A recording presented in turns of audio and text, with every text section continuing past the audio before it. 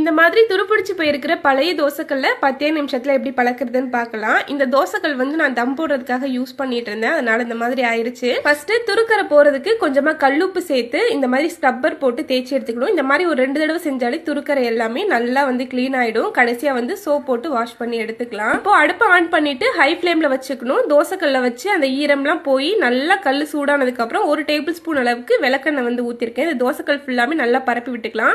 முக்கியமான டிப்ஸ் என்னன்னா, எண்ணெய் ஊத்துனதுக்கு அப்புறம் கல்லுல இருந்து நல்லா புகை வரணும். அதுக்கப்புறமா ஒரு பெரிய வெங்காயம் கட் பண்ணி போட்டு இந்த மாதிரி கருகிற அளவுக்கு நல்லா தோசைக்கல்ல எல்லா இடத்துலயும் படுற மாதிரி வதக்கி எடுத்துக்கணும். ஒரு கிளாத் வச்சு நல்லா தோசைக்கல்ல தொடச்சி எடுத்துட்டு எண்ணெய் தடவி ஃபர்ஸ்ட் ஊத்தாப்பம் வந்து சுட்டு பார்த்தேன். தோசை ஊத்தும் போது இந்த மாதிரி முட்டை முட்டையா வந்திருந்தாலே தோசை வந்து ஒட்டாம வரும் தான் அர்த்தம். ஃபர்ஸ்ட் தோசையே நல்லா ஒட்டாம வந்து வந்திருந்துச்சு. ஃபர்ஸ்ட் தோசையை சாப்பிடக்கூடாது, கீழே போடணும். செகண்ட் வந்து பேப்பர் ரோஸ்ட் வந்து போட்டு பார்த்தேன், அதுவுமே சூப்பரா வந்திருந்துச்சு. உங்க வீட்டுல பழைய தோசைக்கல் இருந்துச்சுன்னா இந்த மெத்தட் யூஸ் பண்ணி பழக்கி பாருங்க, சூப்பரா தோசை